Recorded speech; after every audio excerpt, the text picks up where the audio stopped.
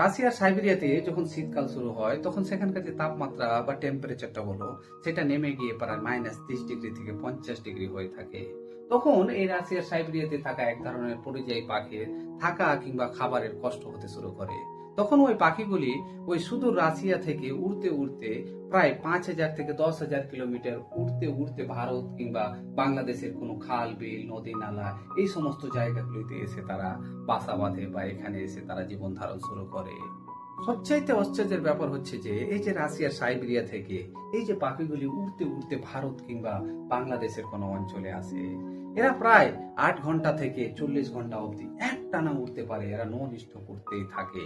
এমন কিছু কিছু আবার পাখি আছে যারা 2 থেকে 3 দিন অবধি একসাথে উড়তে থাকে, নন স্টপ কোথাও না থেমে উড়ে এই ভারত কিংবা বাংলাদেশের বুকে এসে পৌঁছায়। এইটা অবাক করার বিষয় হচ্ছে এই যে পাখিগুলি প্রায় 5,000 থেকে 10,000 কিলোমিটার উঠতে উঠতে আসে, এদের কিন্তু কোনো ধরনের ম্যাপ বা ডায়াগ্রাম দেখে এরা আসে না। এরা সাধারণত দিনের বেলায় যখন সূর্য উঠে ওই সূর্যকে নির্দেশ করে তারা উঠতে থাকে এবং উঠতে উঠতে যখন সূর্য ডুবে সেটাকে লক্ষ্য করে উঠতেই থাকে। আবার যখন রাত্রিবেলায় এরা উড়ে এই যে আকাশে ছোট ছোট যে তারাগুলো রয়েছে সেই তারাগুলোকে দিক নির্দেশন করে তারা উঠতে উঠতে উঠতে উঠতে এক জায়গা থেকে অন্য জায়গার দিকে আসতে দেখা যায়। আবার কিছু কিছু পাখি আছে যারা উড়তে উড়তে নিচন দিকে দেখে, নিচের যে সমুদ্র ঘর বাড়ি এই সমস্ত যে জায়গা দেখে তারা দিক নির্দেশন করে যে আমরা যে রাস্তা পথে যাচ্ছি সেটা আসলে ঠিক কিবা অন্য কোনো রাস্তায় আমরা পৌঁছায় গেছি। এই সমস্ত লক্ষ্য করেই তারা কিন্তু ওই সুদূর সাইবেরিয়া থেকে ভারত কিংবা বাংলাদেশের এই বিভিন্ন অঞ্চলে এই পাখিগুলি আসতে থাকে।